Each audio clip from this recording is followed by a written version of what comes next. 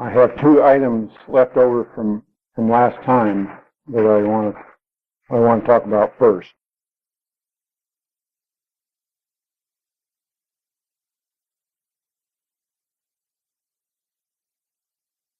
Going back to paragraph 621,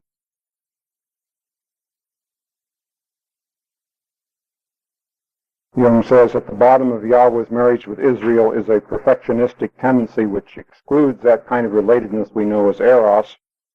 The lack of eros relationship to values is painfully apparent in the book of Job.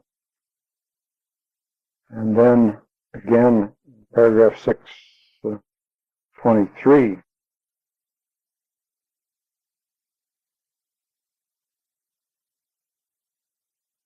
he says that now that God was now known, this knowledge went on working, not only in Yahweh, but in man too. Thus it was the men of the last few centuries before Christ who, at the gentle touch of the pre-existent Sophia, compensate Yahweh and his attitude.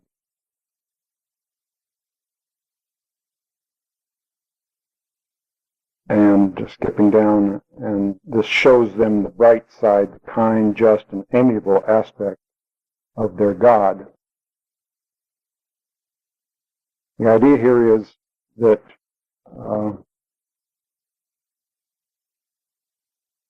Job's seeing of Yahweh has the effect of his discovering his missing eros.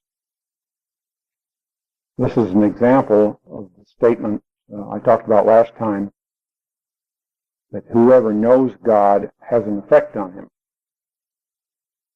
See, Job's knowledge of God has the effect of making him conscious of the relatedness principle, because someone found him out in a state of unrelatedness and perceived that condition.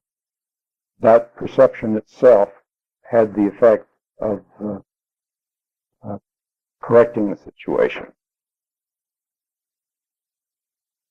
See, I think we must always ask ourselves with these mythological statements that Jung makes, what does this mean in practical psychological terms? That's what we have to deal with in our practical life. I think it means, for one thing, that consciousness of the violent, unrelated power aspect of the unconscious transforms it.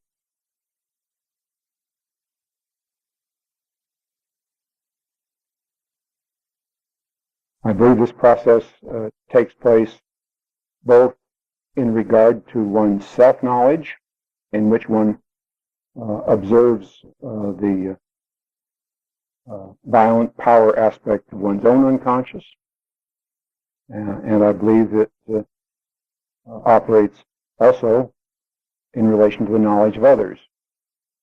So that as the analyst observes the violent power aspect of the patient's unconscious, very much the way Job observes it with Yahweh, that very observation is promoting its transformation. Subtly, but nonetheless in a very real way. Once the unconscious has been seen and recognized by somebody for what it is, it then constellates a need for it to change. Another item left over from last time is referred to in paragraph 624.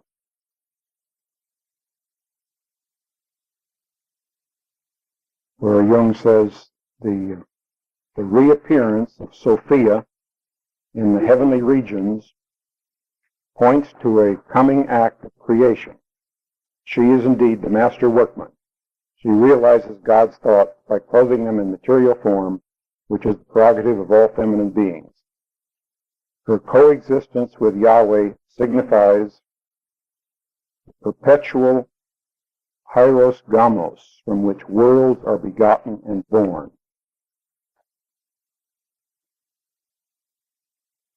A momentous change is imminent. God desires to regenerate himself in the mystery of the heavenly nuptials. So the key phrase here is the perpetual hieros gamos, from which worlds are begotten and born. Now we must ask ourselves, what does that mean? What is perpetual hieros gamos? Hieros gamos, you know, means sacred marriage. So it's an image of conjunctio. So I understand the perpetual hieros gamos to refer to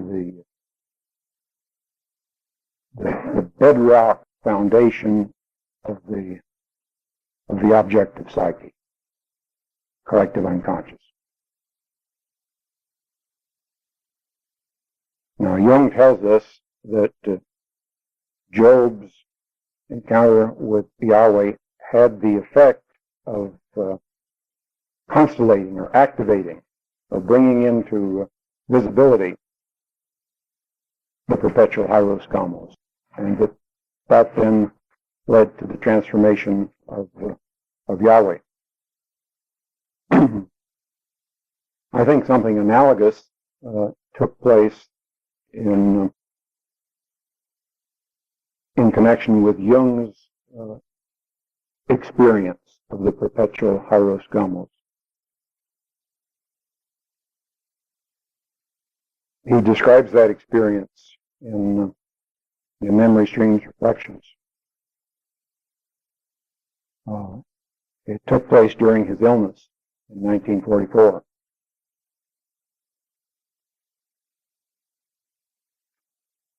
Let me read some selected phrases. I'm not going to read the whole thing, it's a little too long, but to remind you of what Jung's experience of the perpetual hieros gamos was. Everything around me seemed enchanted.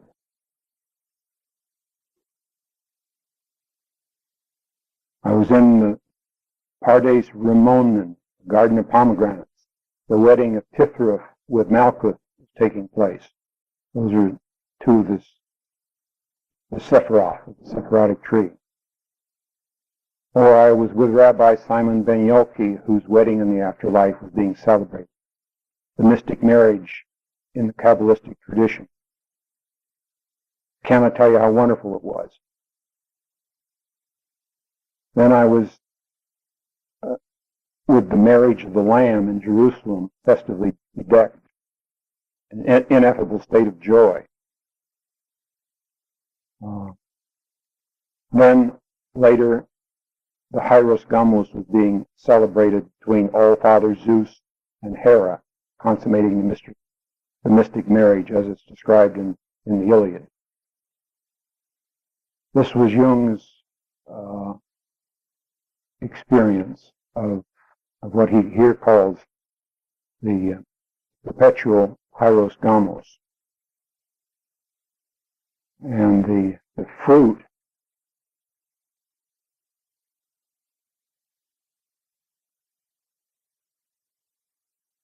what Jung refers to, the worlds that are begotten and born out of the perpetual hieros gamos, the fruit that was born out of Jung's experience of the hieros gamos in quick succession was Psychology of the Transference, Ion, Answer to Job, and Mysterium Conjunctionis. And over and beyond that, it's my opinion that the fruit of the universal fruit of that experience of Jung, of the perpetual hieros gamos, was the birth of the new Jungian eon, which those 4 books are really a kind of description of. Okay, that takes us now to today's assignment.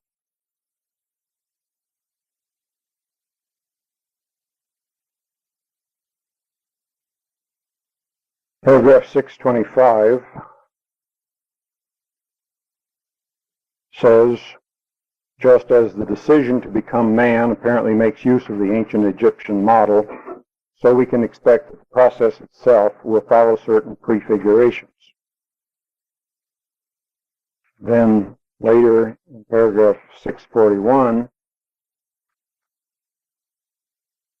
he says, as nothing can happen without a pre-existing pattern, not even creation ex nihilo, which must always resort to the treasure house of eternal images in the fabulous mind of the master workman, the choice of a model for the son who is now about to be begotten lies between Adam and Abel. What I want to emphasize here is the explicit statement that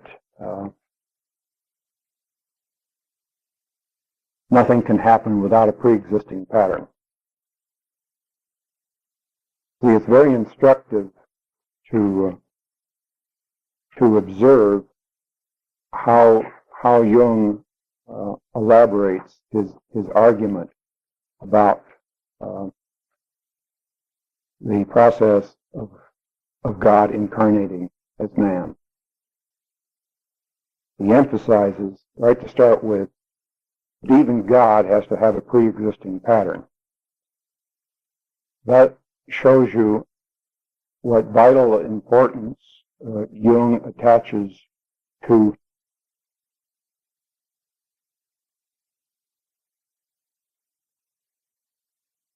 psychic types, psychic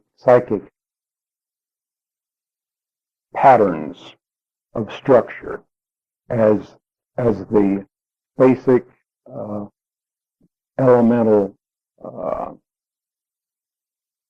requirements for any psychic operation. This is a very important principle to apply in the course of practical analysis. See, what we must always be on the alert for as we're listening to the patient and studying the patient's unconscious material, we must always be alert for the basic patterns that are being revealed to us. Those will be the very things that miss the perception of the patient entirely. The patient is at sea in the chaos of happenings. But if we have familiarity with the basic psychic patterns, then we will perceive them and can point them out. And there will be 2 different, by and large, 2 different levels on which these patterns will be based. The psychological material that derives chiefly from the personal level, from personal childhood experience, what they will reveal will be repetitions of the patterns of experience that were laid down in childhood. The particular family constellations, the particular experiential constellations that imprinted themselves on the child's psyche and will remain there for all time to come, because analysis does not erase those childhood patterns. Most it does is make them conscious. And then below that personal level of patterning will be the collective level, where we perceive the archetypal patterns. And the personal patterns that we detect on the basis of childhood experience also will have their archetypal prototypes, of course. But when the time has come for the patient to engage the archetypal dimension of the patterns, of the life patterns that he's involved with, the dreams will indicate that fact by taking on an archetypal quality. And that will be then an encouragement to shift the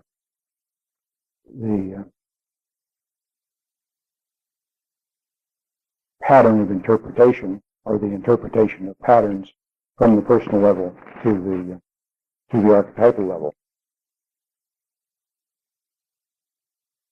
But as Jung tells us here, God himself is dependent on the pre-existing patterns to whenever he wants to create something.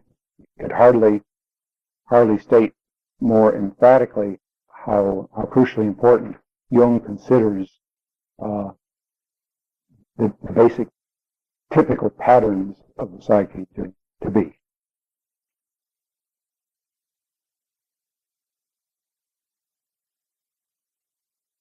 All right, paragraph 627.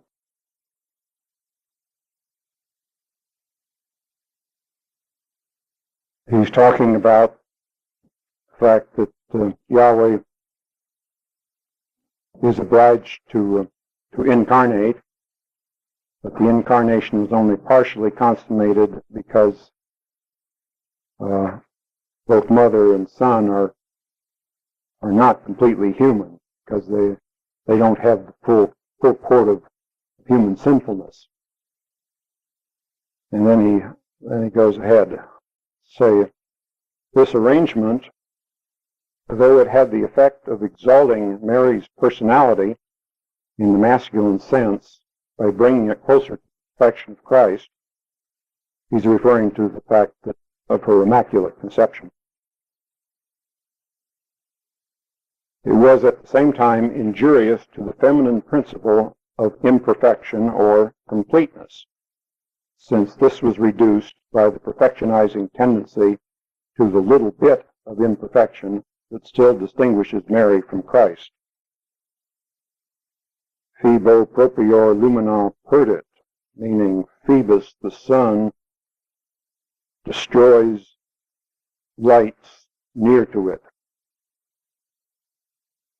Thus, the more the feminine ideal is bent in the direction of the masculine, the more the woman loses her power to compensate the masculine striving for perfection, and a typically masculine ideal state arises, which, as we shall see, is threatened with enantiodromia. No path leads beyond perfection into the future. There is only a turning back, a collapse of the ideal, which could easily have been avoided by paying attention to the feminine ideal of completeness.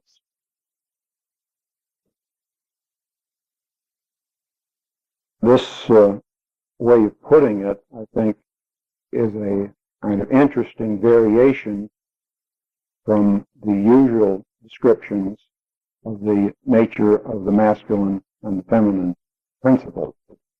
It helps see the contrast between those two principles from a little different angle. That the masculine principle, the masculine spirit principle, is striving for perfection, and the feminine nature or relatedness principle is striving for completeness. Here again, awareness of this particular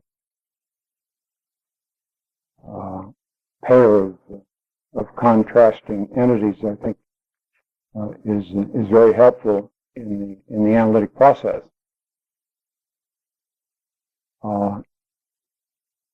Certainly, in the modern situation, the tendency to perfection has gotten far more attention than the tendency to completeness. And so we're all very alert to the idea of introducing the completeness principle as a way of mitigating one-sided perfection seeking. But at the same time, we must not forget that we encounter a fair number of individuals who are more complete than they are perfect.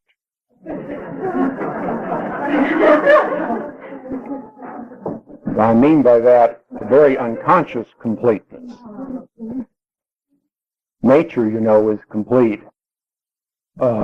She's all of one piece, but all her contrasts operate quite outside any consciousness, so that it's not uncommon that an inchoate, undifferentiated psychology that can claim a certain kind of unconscious, undifferentiated completeness needs to be confronted with the perfection goal. These are a pair of opposites, each of which has an equal right to exist, and the question is always to make the judgment as to which side one needs to lean on at a given time and under particular circumstances with particular individuals.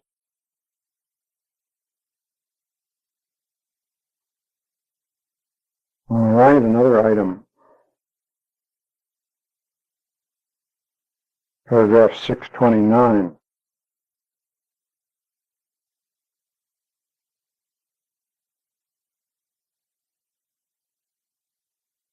Here, a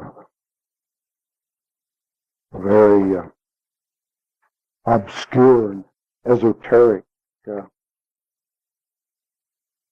remark is made here, so let's listen to this carefully. What Jung is doing in this work, perhaps above all others, is he's speaking to us from another level of consciousness that we have almost no awareness of at all. And we really have to strain ourselves to grasp what it is he's talking about. So listen to this. Although the birth of Christ is an event that occurred but once in history, it has always existed in eternity. For the layman in these matters, and who isn't a layman, the identity of a non-temporal, eternal event with a unique historical occurrence is something that is extremely difficult to conceive. He must, however, accustom himself to the idea that time is a relative concept and needs to be complemented by that of the simultaneous existence in the bardo or pleroma of all historical processes. What exists in the pleroma as an eternal process appears in time as an aperiodic sequence. That is to say, it's repeated many times in an irregular pattern.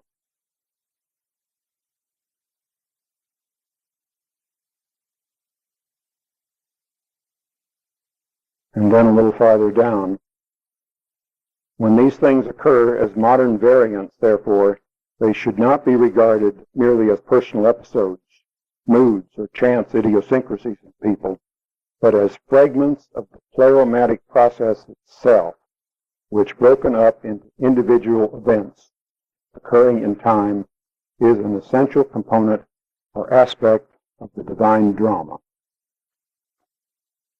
Now that's quite a mouthful. One of the key terms that he uses here is the term pleroma. That's a Gnostic term that refers to the eternal realm outside of phenomenal temporal existence. And it means approximately the same thing as the collective unconscious. See, I think we need to practice a certain kind of visualization of the collective unconscious. Since it's not tangible and visible, and for the vast majority of people, it's not even acknowledged to exist. So that we who know it exists by virtue of our experience of it need, I think, to practice or exercise our visualization of what those experiences of the collective unconscious indicate that it is. I would suggest that you think of it as a very subtle, pervasive fluid that pervades everything. It's most concentrated in human beings, but it's not confined to human beings at all. We know by experiences of synchronicity that it extends all the way down to inorganic matter. So that the fluid, I think we have to hypothesize, pervades all of existence as we perceive it, and that means then that the basic patterns that go to make it up are pervasive and repeat themselves on all levels. In other words, not only on the psychological level, but also on the chemical and physical level and the astronomical level. On all those levels, the same patterns repeat themselves. And the energy, the dynamism that operates through that fluid, likewise extends like a pervasive network through everything. And that all goes to make up what's called the pleroma. But it exists outside of time and space. Well, things get a little hard to visualize when you add that proviso, but that is a necessary proviso because our experience teaches us that the collective unconscious does transcend time and space. Time and space are categories of the ego. So they belong, they're necessary for ego consciousness, but they do not apply to the unconscious. And what Jung is saying here then is that these archetypes, these entia, in the pleroma are eternal entities that erupt into the temporal process.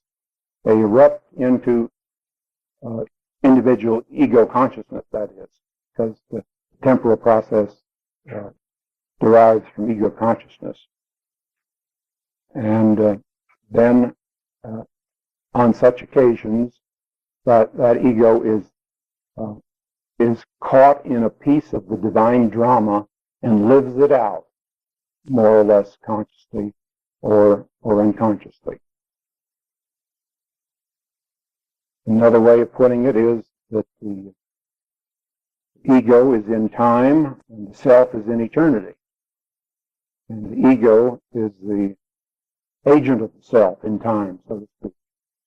And when certain archetypal entities erupt into ego existence, then it's the task of the ego to embody those entities and incarnate them and realize them in as conscious a way as possible.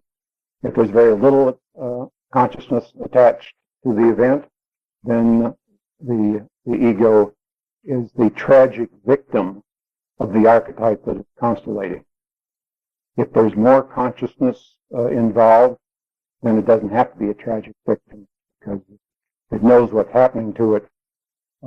It behaves in a much different way and can mediate the archetypal pattern in a much different way.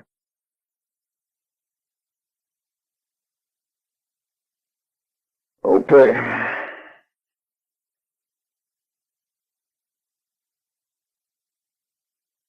Another item comes from paragraph 634.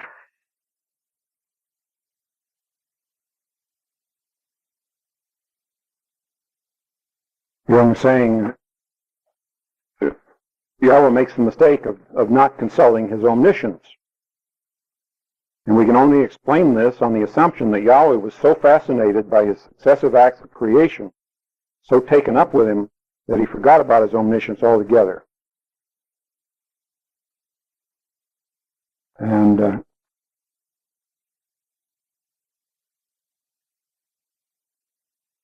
it's quite understandable, he says, that the magical bodying forth of these most diverse objects should have caused God infinite delight. The book of Job still rings with the proud joy of creating. So that even in Job's day, Yahweh is still intoxicated with the tremendous power of his creation. Now, speaking of basic patterns, here is one such pattern. Intoxication with creativity. Jung talks about this from another angle in his Zarathustra seminar. It's a particularly fine passage that I've already quoted somewhere else, but I want to repeat it to you because it's so very relevant. He says, the creative forces have you on the string, and you dance to their whistling, to their melody. But inasmuch as you say these creative forces are in Nietzsche or in me or anywhere else, you cause an inflation. Because man does not possess creative powers, he is possessed by them.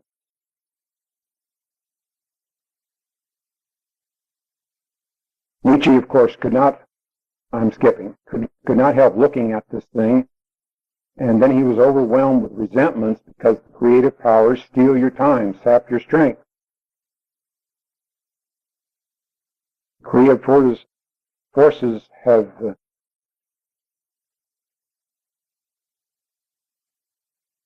he says, therefore such people feel terribly cheated. They mind it, and everybody ought to kneel down before them in order to make up for that which has been stolen by God. Creative forces have taken it out of them, and therefore they would like to personify them. Imagine that they are Shiva in order to have the delight of being creative.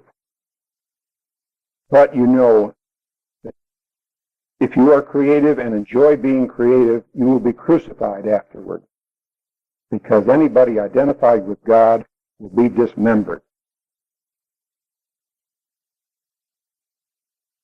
An old father of the church says that our creative spirit can penetrate the depths or the heights of the universe like God, but on account of that, he will also have to undergo the divine punishment, and that would be the dismemberment of Dionysus or the crucifixion of Christ.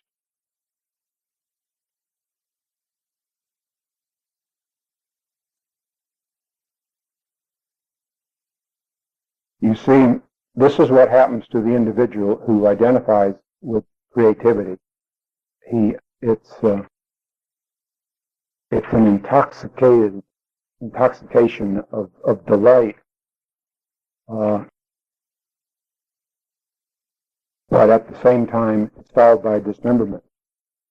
And it's striking how these remarks of Jung's also apply to his description of Yahweh. You see, he's telling us that Yahweh is intoxicated by his creativity, that he's identified with it. But then what happens is that he has to undergo crucifixion as Christ. So that the pattern applies to Yahweh as well as to man.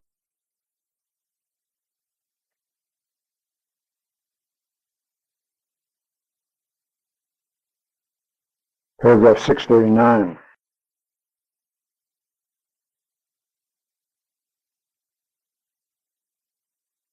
There's no doubt that he, Yahweh, did not immediately become conscious of the moral defeat he'd suffered at Job's hands. In his omniscience, of course, this fact had been known from all eternity. And it's not unthinkable that the knowledge of it unconsciously brought him into the position of dealing so harshly with Job in order that he himself should become conscious of something through this conflict and thus gain new insight. See, here's an important idea. It's the idea that whenever one finds himself in a state of conflict with someone else or with a situation,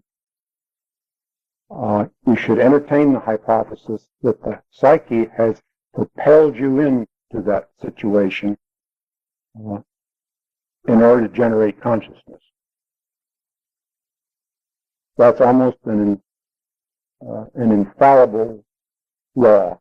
If you follow it diligently, you will discover it almost every time. The outer person or event that one is in conflict with is an exteriorization of an inner antagonist, and as one pays attention to that possibility, then the outer conflict resolves, because it's become internalized, and one's got all he can handle taking care of what's going on inside.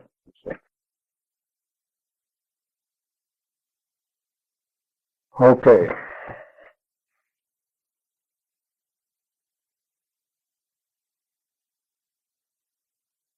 The major theme of this assignment is the idea of God becoming man.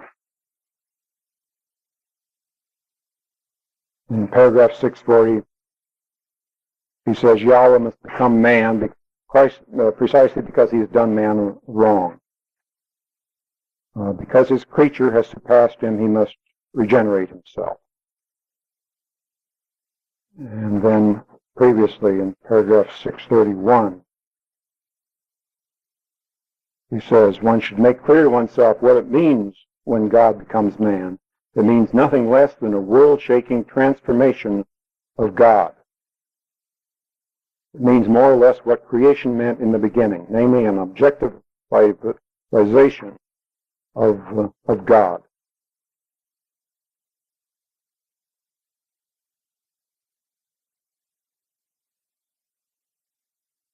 We can go a lot of different directions with this very profound, many-faceted symbol of the incarnation of God, or God becoming man.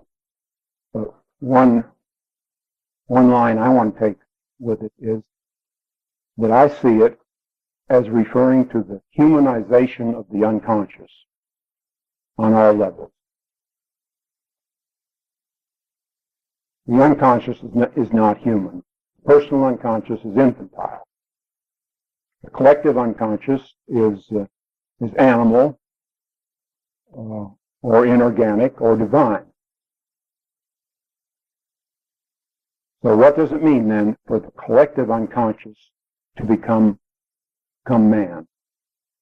I think it means approximately the same thing as is meant by that symbolic image of the alchemist who created a homunculus, a little man, in their retort. They turned the prima materia into a homunculus. That was one of the symbols of the Philosopher's Stone. In other words, they turned it into something human, something man-like.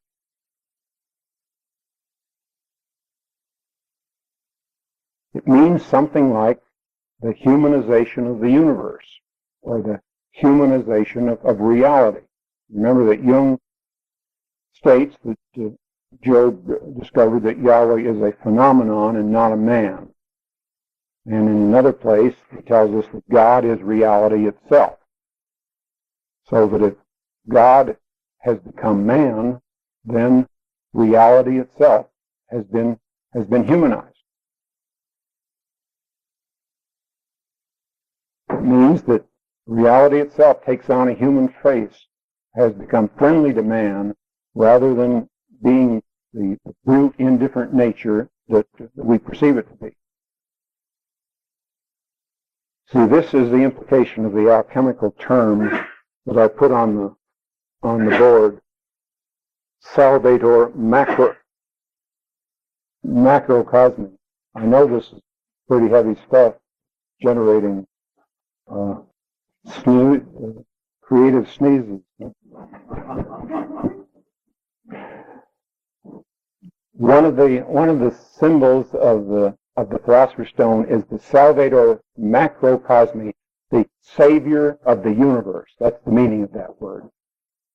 And it contrasts with the other term, salvator microcosmi, which was applied to Christ, who was called the savior of man, the little universe, the microcosm.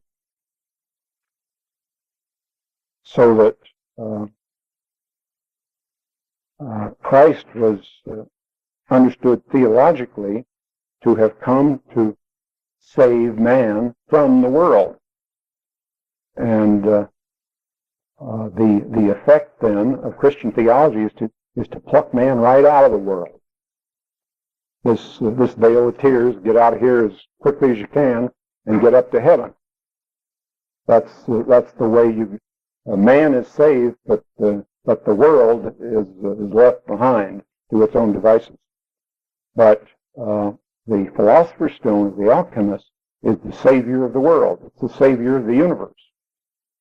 And this, I think, means essentially the same thing as what Jung is talking about when he speaks of the requirement for Yahweh to become man, because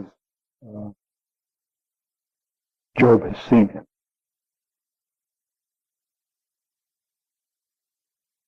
Okay.